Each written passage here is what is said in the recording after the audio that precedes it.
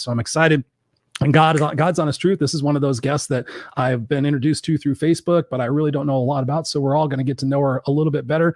So please welcome to the show, Miss Susan Marie. Susan Marie, welcome to the Unfiltered Experience. Hi, everybody.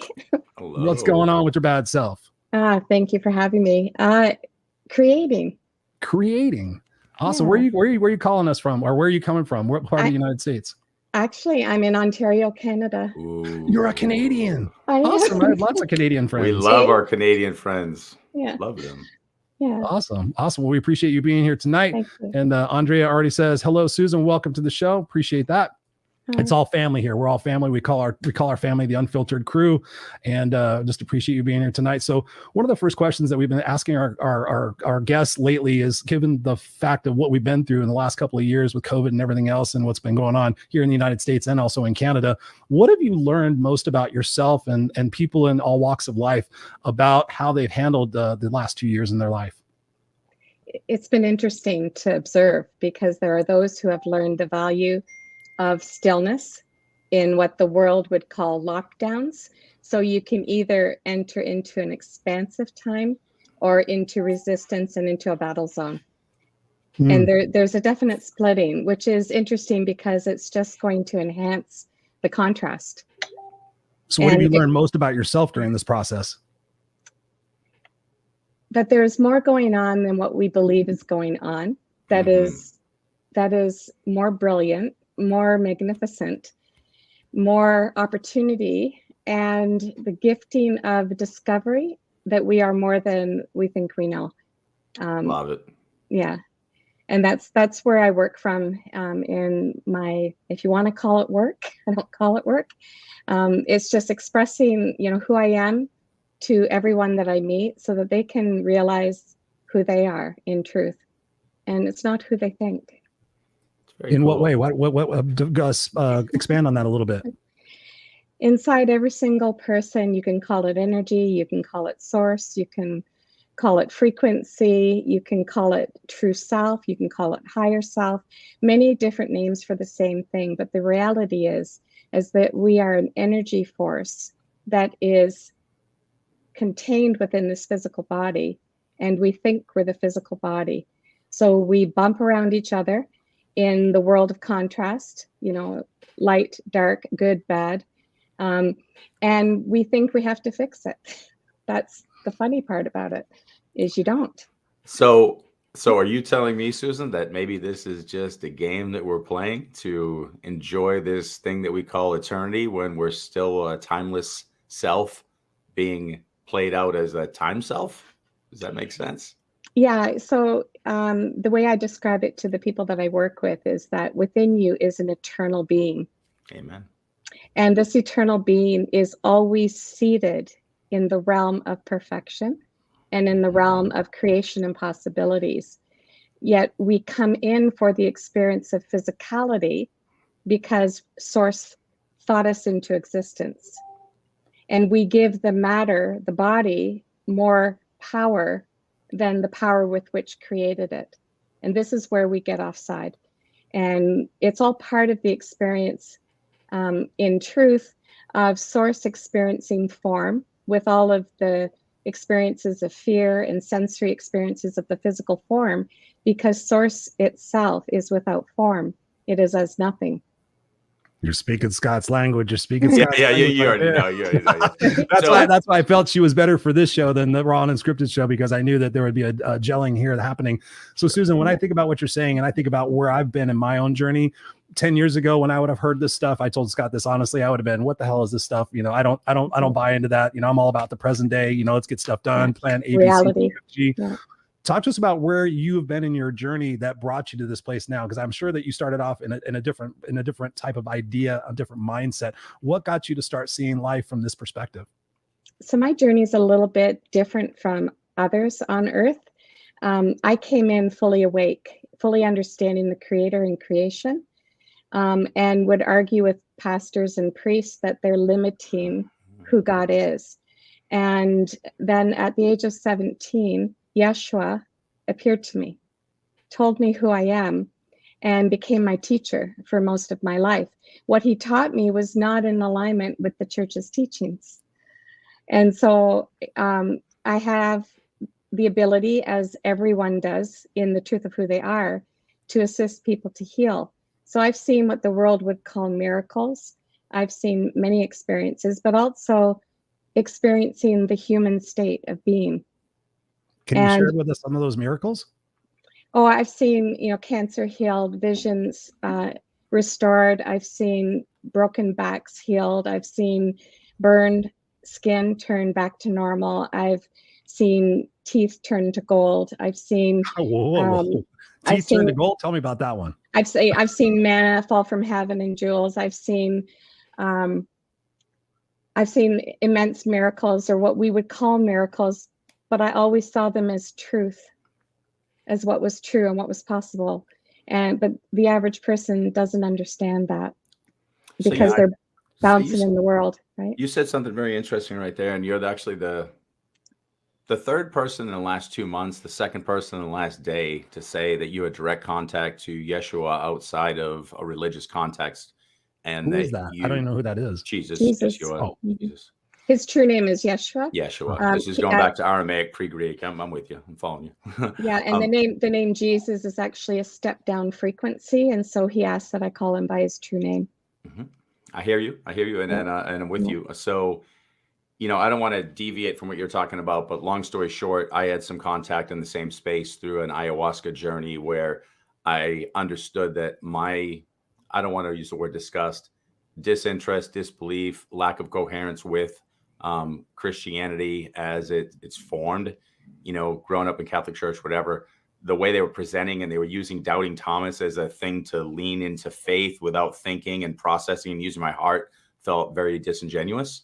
And you're unworthy. And you're unworthy. And it's totally the flip side. It's exactly the opposite. That's where I want to go with this. But let me just say this. So this is popping up multiple times in the last, again, one was like a couple months ago. One was literally today. It was an old massage therapist who said the same exact thing. So the serendipity, the universe telling us this is the time Yeshua is speaking through us. Doesn't matter the language we want to use. Mm-hmm. You just said the word that I wanted to go to. Of course you did, right?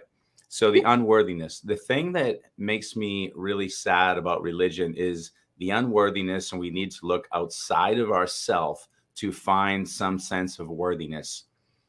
Talk to me in any capacity that you want to, so that people who are listening to this can not denounce their faith, not shift gears. We're not asking anybody to strip away all your belief systems, but how can we look inside to find Yeshua, our truth, to find our worthiness without constantly being told you're sinful, you're bad, you're this, you're that, because I do not buy into that.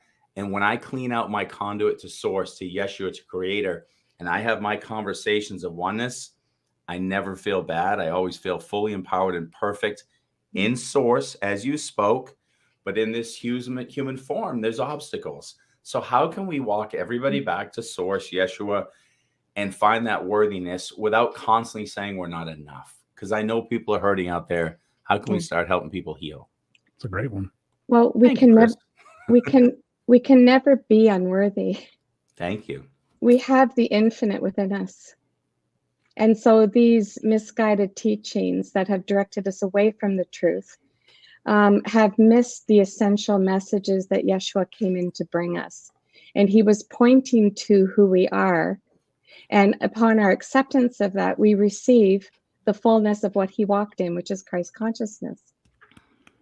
So, all of these, go get activated here, go run and do this, go try to fix yourself, got to go into the shadows and dig deep to release yourself, is a bunch of malarkey in truth, because we are already free in who we are eternally.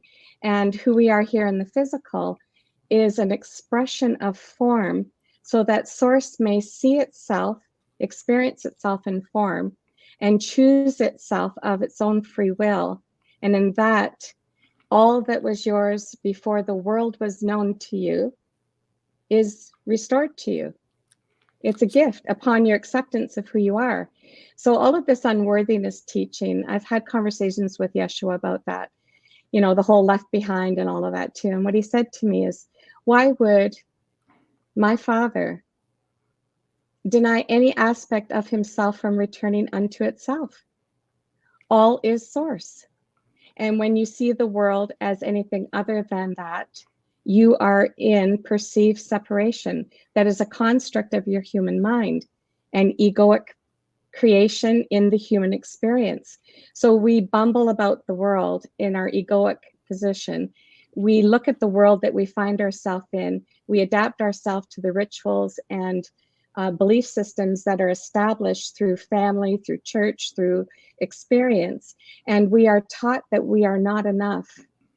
And in that, it's a perfect plan for us to come to the end of our known self.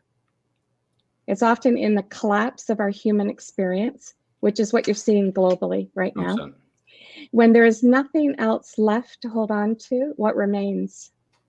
What remains is what is eternally always present, the voice that speaks within, that never stops speaking. You just didn't turn your radio station to the dial to listen. And that's a free will choice. And this is something that people don't understand. If the free will choice is part of the human experience, when we know who we are, we enter what would be called thy will, which is being in source. And can I hold you there for 1 second? Because here's what I'm very good at is listening to a really articulate, beautiful message, and also gauging our audience of going, I got that. You totally lost me. Hold on, this is deep. So let's sit for a second because that's beautiful. Here's what I want people to think about. I think, and you can correct me if I'm wrong, but I think one of the reasons that we cling to religion and we cling to things outside of us is because we want to find an answer. Like, I'm going to go somewhere. We want to have an answer. We want safety. And we love that idea of comfort and certainty. Yeah. So if there's certainty that I'm going to go someplace, no matter what I do, even in all my badness and my horrible thoughts, then I can live in this existence. But listen to that comment that you made. So if I'm an extension of source with my own free will, I don't know if I can do that on my own. And so I'm going to ask everybody who's listening right now, can I do the right thing? I don't know what's right. I'm not sure. I've got the Bible. I've got people telling me I got this person, but I have bad thoughts and I don't know. I feel scared. You said something really nice. Once you truly come to terms with the I am that I am, that I know what I am, the goodness comes out. So I want to ask you a question right now, because I think what happens is I go back to when I had no understanding of who I was, where I was getting twisted by the church, my own thoughts, in escapist mentalities, doing drugs, doing things to hide from my truth. Yeah. I would have done things that may be labeled bad. But now I do far less of those things, and I do things that help others, and I amplify myself in a very positive light. How can we help people get to a place where they can look inside and be good just because they're good, and have that I am that I am, and love being the creator with free will, building a beautiful world together, if that makes sense? Absolutely. So that's a mouthful. It is. And I guess what I'm trying to do is get people to understand, how can they be the creator, see Yeshua within, or creator or source within, and not have to run outside to heal themselves. The healing is you. How do we get people to get that simply? When you understand that the world is a material manifestation of the thought of the creator as you, yeah, then you understand that everything around you is created in sources, and all of it, therefore nothing is wrong. What we determine is bad is loved by the infinite, because it's experiential, a form. When you know that nothing that you could possibly do could hold you in separation, but your own thought of separation, then you realize it is simply an easy step to say, I know who I am in this body. I know how I believe I am judged in this world, and how I've judged myself, and how I have judged others. And none of that is true. I am that which is before this creation. Therefore, there is nothing to fix. There is nothing to condemn. There is simply the acceptance that I am that I am. I know who I am in truth. I know what I am in truth. I know how I serve in truth. And to serve means to listen within. And I also want to address the word sin. Sin means separation or perceived separation. And yet we can never be separate from source because we are in source. And in source, I call it the bat phone. The bat phone is inside your heart where the creator resides, that is whispering constantly to you, asking you to pick up the phone, but you don't pick it up, or you don't pick it up to answer, and you don't pick it up to call. We seek externally for answers because we trust the manifest world more than we trust the unmanifest. And this is the shift from entering the place where creation begins and creating from this place of awareness that I am in source. Therefore, there is no separation. Therefore, nothing can be withheld from me. This is where Yeshua's teachings truly make sense. Seek and you shall find is look within and you will find what is always there. And so I think if people understand the creator, it would help. The creator is darkness. And out of the darkness, source created light. Light is only one creation of the infinite. And he decided it was good. Now, source is defined as masculine. I want to address this because some people get hung up on the masculine and feminine attributes of the creator. The masculine aspect of the creator is that which creates. The feminine is the Sophia, Holy Spirit, which is the soft whisperings in your heart that gently guides you constantly. And part of the Trinity. The flesh, which is us, and there is only one of us here, appearing to be multiples, are in the Trinity. And so when we know this, there is no sin. Otherwise, Yeshua's journey from the Old Testament to the New Testament would mean nothing.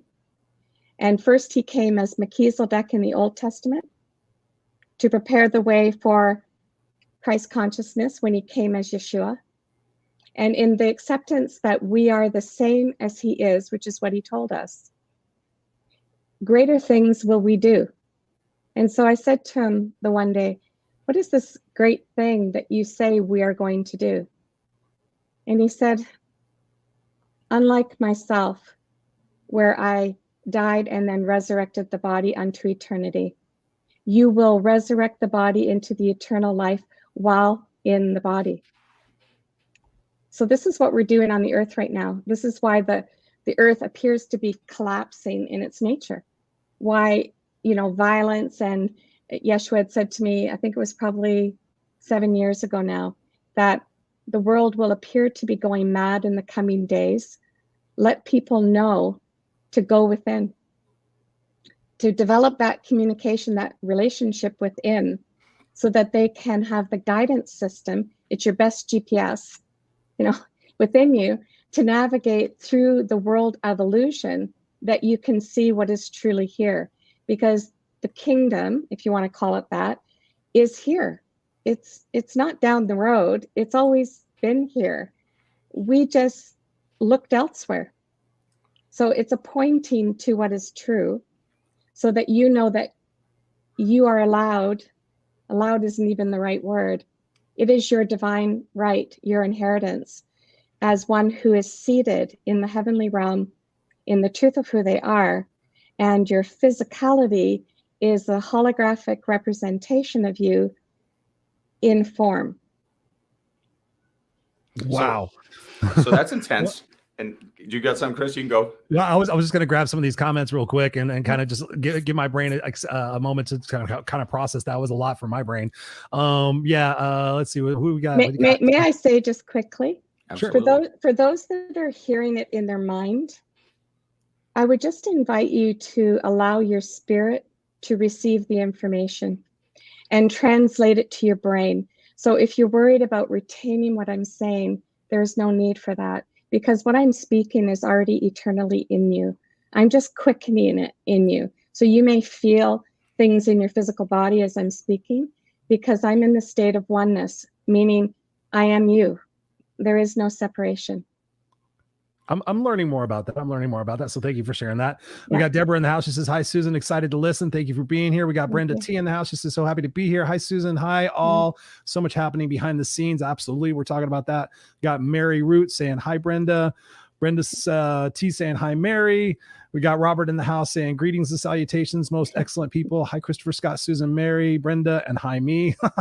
Andrea says, we are all energy. That's definitely true. I've seen that before. And let's see what other ones we got. Andrea is finding this amazing. When you're speaking about this stuff, I mean, again, I'm new to this stuff and new to understanding it and then being open to understand it. For me, when I hear you speak about this, and it's very eloquent, and I appreciate that. When we're talking about God, source, universe, for me, I sit there and I go back to something that Scott kind of highlighted about is like there's all these different religions and different facets of the religions and everything. And I've always had a problem with organized religion. I'm a spiritual person. I'm not a religious person. But I find it fascinating that there are so many people that are religious and go by the Bible and go by all the different religious texts. But why is there so much divisiveness and anger and hostility and hatred and all that stuff going on in the world when there's so many people that are supposedly believing in a lot of what it is that you're, I believe, sharing? And you said the word egoic, and I think that's where it comes from. But talk to us a little bit about that for some perhaps is very, very new to this, so that we can kind of ease into it a little bit for some of the people that might be not understanding it fully. Yeah, so I'm going to pull back and make it a little bit more human now that I've addressed spiritually, what is true. Good. In our humanity, we right fight. We've seen all kinds of right fighting. I'm right, you're wrong. I'm right, you're wrong. This is right, that is wrong. And so it's a power play. And religion and spirituality have become extensions of that same identification in an egoic state. Now, your ego in the body was created to enforce what you believe. And people fight each other's egos and hate each other's egos, but they don't understand the function of the ego in the body. When you know what is true, your ego aligns with that and draws you in the direction to help you to understand it, so you can shift into understanding who you are. There is so much confusion. And when we attack any creation, and when you understand that it is the creator that created it as you, and when you realize, I am the creator that created this mess that I'm experiencing. And I also participated in the collective creation of the world. We must first do that. We must first acknowledge that I created and participated in this creation we are now experiencing because I did not know the truth of who I was. Therefore, I created from not knowing. And now that I know, I can release myself from these creations, and in that I release all others. And I now choose to create from the seat of knowing who I am. This is how we'll get the new earth, if you want to call it that, or the kingdom. It's not through fighting what we've created, because to do so is to hold yourself in bondage to it. There's a universal law. What you bind on earth, you bind in the heavenly realm. And these laws have been spoken and adjusted in the way that they've been spoken through many different faith systems and spiritual teachings. But underneath it all, there is one universal truth that your spirit will draw you to. But our ego wants to grab a hold of, I'm right in what I know to be true. In that, you hold yourself out of reality of what is true. So thank you. I love everything you're saying. I'm trying to, again, just like add some simple layers to it to hopefully get everybody who's listening to like further understand. So one of the things that Christopher and I talk in coaching, we talk about is, and I'm not going to bore you with all the details, but one of the ultimate spaces that you can get into in this existence, by my definition, I call it player state. And player state is the place where we conceive oneness and we see that, and we literally just play the game. And when I say play the game, what that means the player is you recognize first and foremost, you clear the conduit to source. So source connection, you understand the oneness, you see your timeless self, however you want to define it. You recognize the power of it, and you recognize your brilliance. And whatever that brilliance or that gift is, you're sharing that, and you're walking amongst us. And so I think that's still done in separation, Scott. I hear that. you're still seeing, the true self as separate from you. And No, the twin flame union is the union of who you think you are and who you are in truth. That is the first sacred union. So I hear, so to answer me a question then, because one of the things that I would ask you back to that then is, when I recognize my actual true self, I clear the conduit to source, and I have connections, and I get downloads, I get reception, I speak, I clearly hear and listen. One of the things that, I'll give you real quick, like what I've been told to do is to empower those who are struggling and lost hope to find their brilliance and share it with the world. That's been downloaded to me. So I'm trying to get people to support and love one another. I guess what I'm asking you is, one of the things that I tend to see is the minute people start elevating and just really existing here in a higher place, seeing this as heaven on earth, there's guilt associations. Why do I get this? Why do the other people not get that?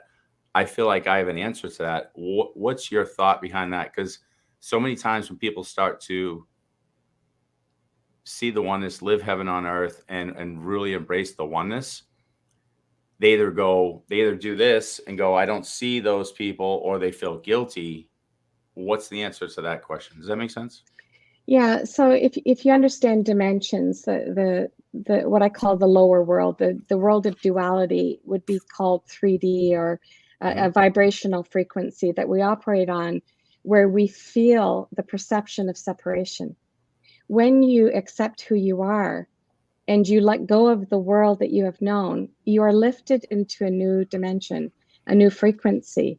And so the people that are operating at the lower frequency, you're walking among them, but they don't see you, or they feel your energy. And what happens, as you are one who holds the light of truth within yourself, everything that is in them that is contrary to this truth will rise up to be seen. And so it's a gift that's unrealized. So our role is to be the fullness of who we are as conduits on earth, and be in oneness and follow the guidance within.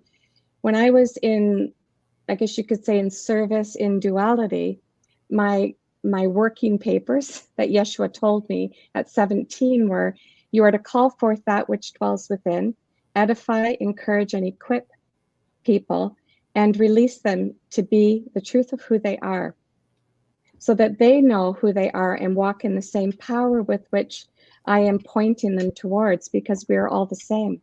They just don't know it.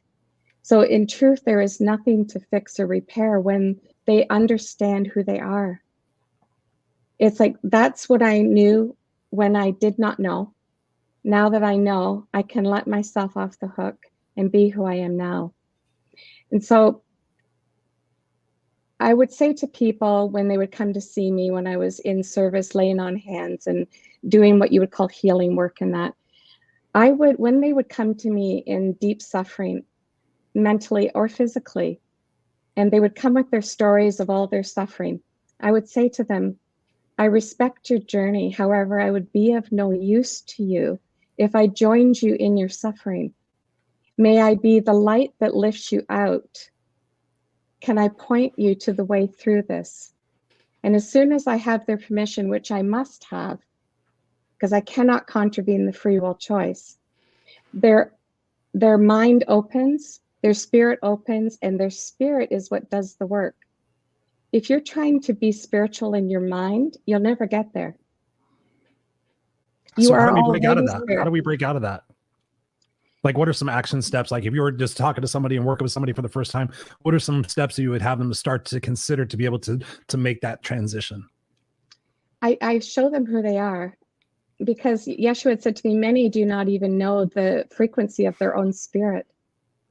They're only feeling their humanity, which is suffering, and it's dense, right? And so I can do this quickly with your audience right now. By all means. The breath is the breath of life. We were spoken on the wind of source. And so this is why breathing is important. And this is why you're hearing the messages: be still, let go, go within, be peace. Those are your eternal truths. So I would encourage each one of you to just take a deep breath in now and hold the breath. Release the breath slowly, feeling your physical body. Beautiful. Breathe in and hold the breath. Release the breath, feeling the body that source as you created. Breathe in and hold the breath.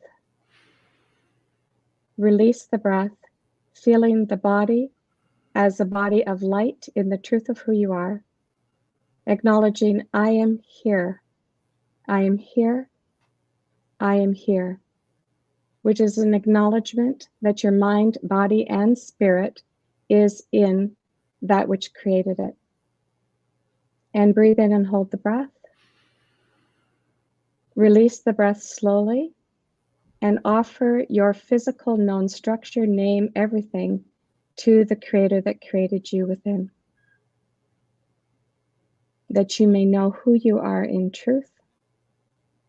And I call forth the Spirit in each one listening to arise within the creation of form, known by name of form, that they may know who they are in truth, a power greater than the physical structure. And I ask the Spirit within to lift them now beyond the earth plane, that they may feel the frequency of the higher dimensions and frequencies of the Creator itself.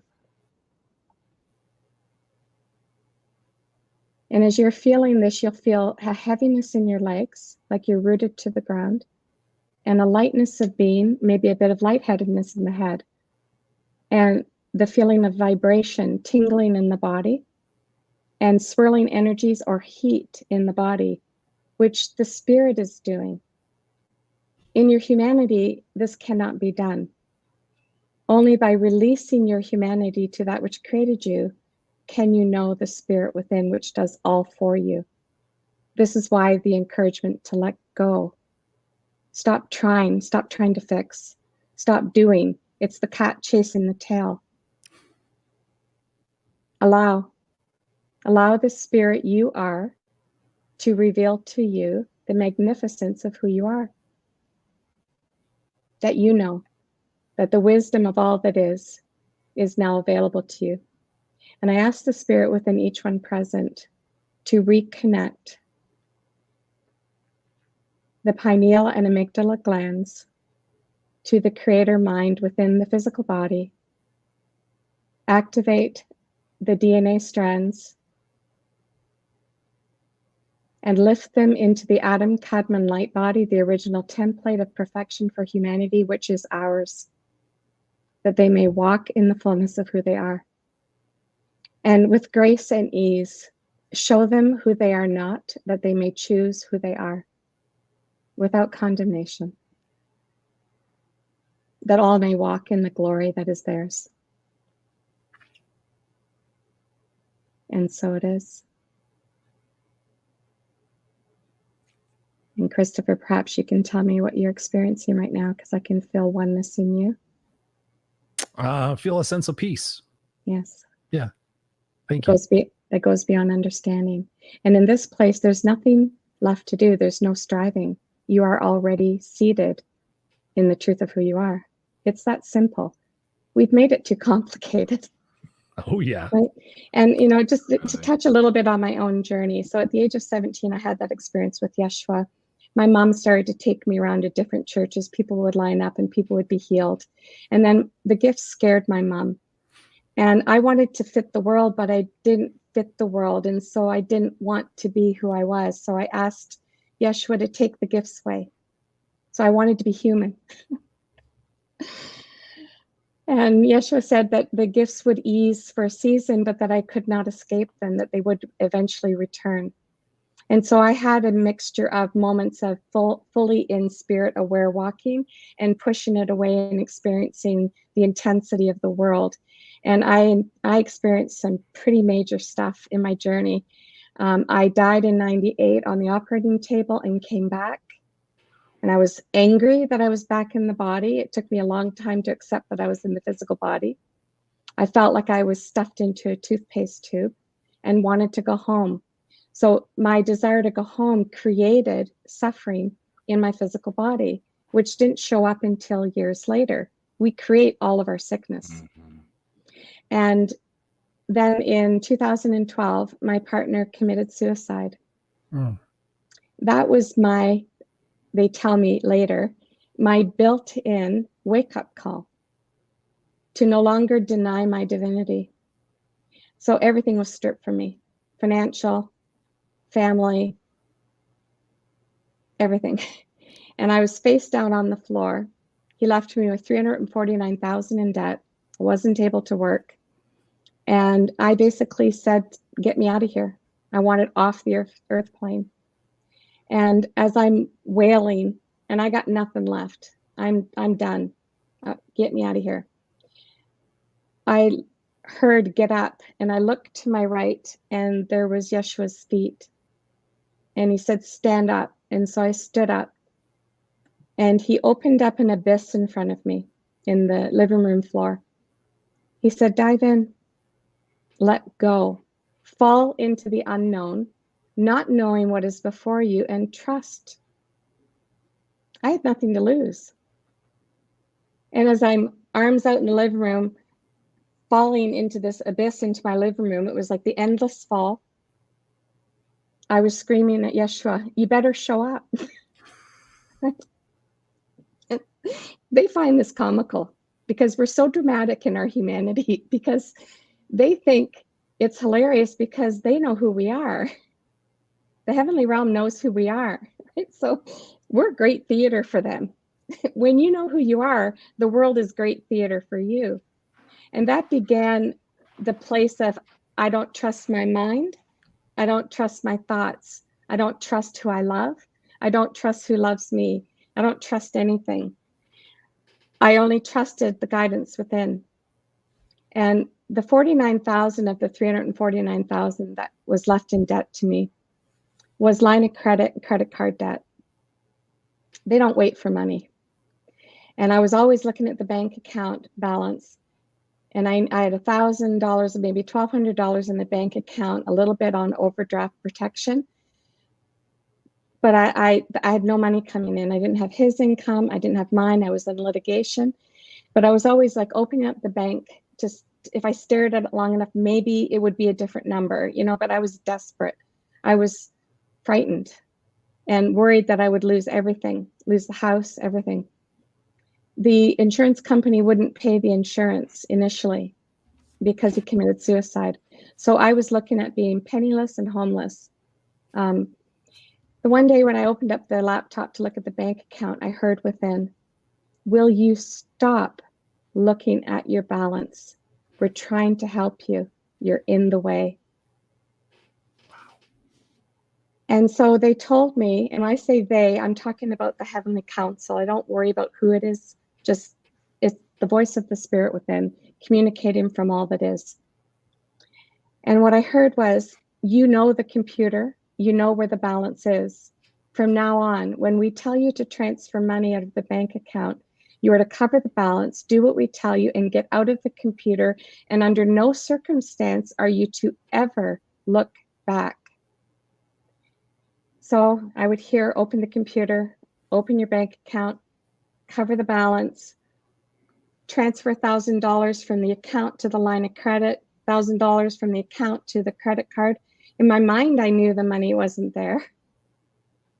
But I did it, and every single time it went. In 9 months, $49,000 was paid off without an income. When we trust the eternal within, we are in a supernatural field of creation.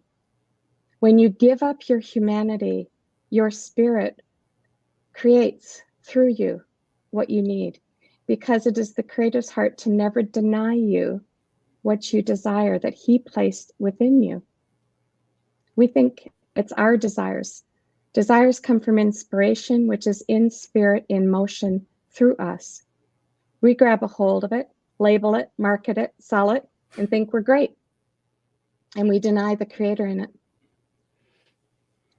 I have had many of these kinds of supernatural experiences. From that financial standpoint to where I am now, I could not have done in my Susan, is what I call it. Susan has nothing to offer the world, but that which I am eternally has everything to offer the world. And I allow that which I am to speak through me to communicate what is eternally true, that you know these truths and can start playing in the playground of creation from the seat of who you are. To create from your mind is to labor, to go within, enter stillness, and feel the source as you. From that vortex of creation, you dream the dream you want into existence now. It's possible. Wow. No matter what the world tells you, you call forth the things that are not as though they are. So in 2013, after my husband died, I was working at a bank and I was making mistakes. They wanted to put me on performance approval, but they decided that something else was going on and asked me to take a leave of absence and go to the doctor. So as I was sitting in stillness with this, I was asking within, what is this? And what I heard was, we are going to show you what a miracle actually is. No matter what you hear, you are not to attach to it or it will be yours. So I went to the doctors. She sent me for an MRI. She called me the next day to come in to hear the results of the MRI. And before she told me, and she was crying in the examination room. Wow. I said, doctor, before you tell me what you're about to tell me, would you word it this way for me? Humor me. It would appear as though you have. And I said, can you write that in my file folder? And from this point on, if anything arises in my body, I want you to deliver it to me this way. So she said, well, it appears that you have vasculitis of the brain. Your brain is dying. You'll be in a nursing home within 5 to 6 months. It'll appear like you have Alzheimer's or dementia, and you need to prepare your children. And I started laughing because I knew it wasn't mine. I left the office and I did the old woohoo, I got a break from work, paid vacation, right? And so I walked that out for 2 years. The MRI showed my brain was dying. And in the search for why, they discovered I had stage 4 bone cancer, which again, it would appear as though I have bone cancer. At the end of 2 years, I heard within, you've done very well in not attaching to this. Now we'll show you why it was important that you did not. So I had an MRI, went the next day to see the internist about the cancer. He did this 70-panel blood test and went into his office, and he looked at me with this serious look, opened up his computer, looked at me, looked at the computer, looked at me, looked back at the computer, pushed himself away and folded his arms and just stared at me. And I said, what? He said, I don't know what to tell you. This morning I reviewed your files to tell you have stage 4 bone cancer. You must be in pain in your body. I said, no pain. He said, well, now your tests show there's nothing wrong with you. I don't know what to do with you. So I guess go back to your family doctor. If it shows up, I'll see you back here. And I said, no, I never wanted it. So it's not mine. I won't be back. And I left. The next day I went for the follow-up MRI and the brain was completely normal. Wow. That is powerful, Susan. That's normally we don't let our guests go on for that long, but that was so engaging and so powerful. Thank you. Thank you for sharing that. What are your thoughts on it, Mr. Scott? People need real life experiences. It's same when I was in Fort Worth, Texas, back in 2015. A mother came in who was a drug addict who had a newborn baby in a carrier covered with a blanket, and she was high on drugs.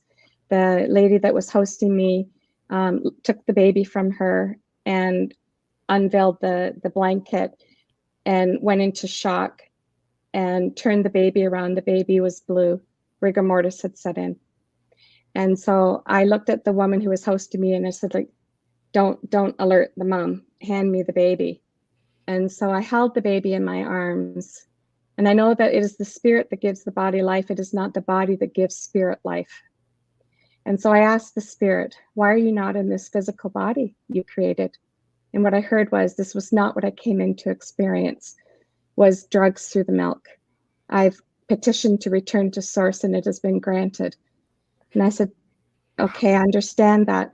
Would you be willing to come back into this body you created to give me an opportunity to work with the mom so that she can change her ways? And if she does, then by all means, you can fulfill what you came here to do. And if not, by all means, return to the covenant you have recreated with the Creator. And with that, the spirit came into the body and the baby came back to life. So wow. we don't give our spirit enough credit. We think we're powerless humans on the face of this earth. We have the power of the Almighty within us. And it's up to us to know how to move as that on this earth. And so this is what I teach now. Teach people how to know who they are. Wow, you have captured some hearts and minds here tonight. Brenda T says, "Truth absolute." Thank you, Susan. Brenda T also says, gives a little heart emojis. Andrea says, "Wow, so powerful." And Mary Root gives us some emoticons saying she approves of what has been said. Scott, what are you feeling right now? No, I think it's great. I enjoy just me with breathing. I mean, anything like when you say breath is source, I mean, I'm on board. I do all kinds of breath work. So even just that simple breathing and just sitting in the stillness and just processing what you're saying, all beautiful stuff. I'm so on board with empowering or recalling or recognizing the spirit within us, because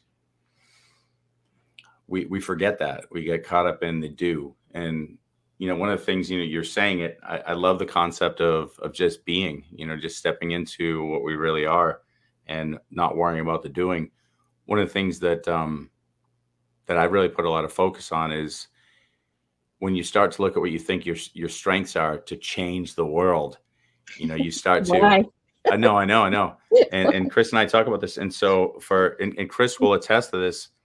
I'm a motivational speaker, and my thing was, how many thousands and thousands and thousands of people can I speak to? And as I was getting my numbers up, I was like, what am I saying to them? And what am I doing to them to change them? And so now what I do is I use vehicles that are teaching spirit, and I do this in some of the weirdest ways. I coach. Well, coaching is not a weird one, but I teach business. I mean, hopefully none of the other professors at the college I teach at are listening to this, because I hijack the crap out of a business course and I teach some really deep stuff in there.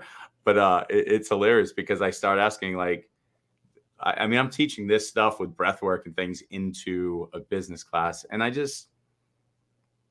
have fun with what I'm doing, and I have fun with recognizing oneness, and I have fun with slowly walking home together, if that makes sense. So what if you understood that as you know who you are in spirit, you're in the embodied state. In other words, you've surrendered who you think you are to the spirit within. Every word you speak is spoken to the spirit in every single person in front of you, and to every human on the face of the earth, because the spirit hears all, knows all. We like to downplay it down to the human expression, and we discount the fact that spirit is moving in greater ways simply by us knowing who we are. And so I can say apples and oranges, and the spirit will hear exactly what it needs to hear within the structure of the form before me. Because there's a conversation, a communion that's going on beyond the physical that we don't understand in our human condition. I never do anything unless I hear within to do it. I am not needed. I remember the one time I was sitting in my chair and I heard very loudly from Source, "Do you know that you are not required? Do you know that you are not a healer? Do you know that you are not a woman?" And with that, I kind of, what do you mean? Double check. Right? I feel like that. And what I heard was, you are that which is before form. You chose this form. You chose this experience. And then I heard, ponder what it means to be a woman in the world that you know. 3 days I pondered it. All the rules and regulations of what a woman should be, should look like, roles we play, mother, sister, friend, wife. And it's like, it's laden with paradigms of restrictions, of function in the human condition. But we're none of that. And so when we really understand that I am not needed, Susan is not needed. Susan is a personality of form that is eternally recorded in the infinite. So this is how psychics can communicate with those that have passed on, because they're just accessing the Akashic record of that human experience on Earth. When you're in oneness, you are everything and nothing. I like that a lot. I like everything you're saying. Doesn't matter if I like it or not. It's reality. So the funny thing is, so I'm listening to it, and I always try to take good information, great information, truth, and translate it in the most simplistic form so that everybody can walk away with it. So one of the things that I'm thinking a lot right now, and I started to state this earlier, is like with a religion, there's a massive sense of guilt with everything. You know, everybody has this, I have to get married, I have to have a family, I have to work hard, I have to show people, like there's some kind of like perceived value that comes along with a religion. We decided that. Oh no, I'm with you. I'm with you. And one of the things that that's very interesting with me, that I'm trying to think of the best way to say this. So I still, from my Catholic upbringing, you know, still have this tendency of like this hedonism whenever I'm enjoying myself too much, to almost like have to run back, or when I see things too good, I'm like, oh, it's gonna end soon. Like I can't just be in the moment of just something beautiful in this experience called Earth. Talk to people about that, because I know, you know, I've gone through Christianity into Buddhism, back into connecting to source, into Yeshua. I've gone full circle to clearing the conduit. Yeah, I'm sure you're in the same boat. And so I've had some beautiful oneness experiences where, I mean, we could sit here and trade these all day long. Bottom line is, Chris, I have these experiences at the dinner table where I totally disengage from my entire being. I'm full oneness and my body's gone. And I'm looking down at myself, and my family's double checking to see if I'm having a heart attack. And my daughter's actually going, he's doing that thing again. So I get you. And it's become like a kind of a joke where like everyone's like, oh, he's just one. Yeah. Just one. My daughter used to do that to me. She'd go, Mom, yes. Come back. Like, where are you? Right. Thank you. And okay. So I'm not crazy then. No, and let me remind you, you're to be that in the body. Mm-hmm. We're not to leave the body. We're to stay in the body and bring the physical structure with us into that frequency. Totally get it. Yeah. And I've danced in both spaces, and I've got good friends, and, you know, we go to their little, you know, shaman villages, and like, I fully get it. And what's happened is multiple times I've fully drifted on into the other side and been sitting, like, observing my body, and it's part of the dance. I mean, you understand what happens. You drift, you come back, and then it's how can I be in the oneness of 5D and 3D, or whatever you want to call it, and just still be functioning right here and now with the full understanding of oneness. In oneness, there is only now. 100%. There is only now. There is no past. There is no future. It's only now. You're creating in the infinite now. I want to sort of give you a visual. I think will help the audience too. If you look at a tree, a massive tree with a tree trunk, we know that the life force for the tree is in the trunk, and it sustains the branches of the tree. And each branch you could consider would be a spiritual practice, a religion, a belief system, whatever. And these branches have branches off the branches. But you'll notice that the life force of the trunk, as it goes out the branch, becomes less and less. There's less need for the life force. It doesn't expand the branches beyond the trunk of the tree ever. We are the trunk of the tree. Yet we live in the branches. Source is cutting the branches so that the source of all that is returns to itself, and all that remains is the life force. So you can dance in the tree trunk branches all you want, and they're loved because that's what we came in to have this experience. There's no judgment in any of those experiences, but what you decide needs to be judged. That's your choice. That's your free will choice. That is bad. I should punish myself, right? That's the thing. Meanwhile, Source is saying, isn't that beautiful?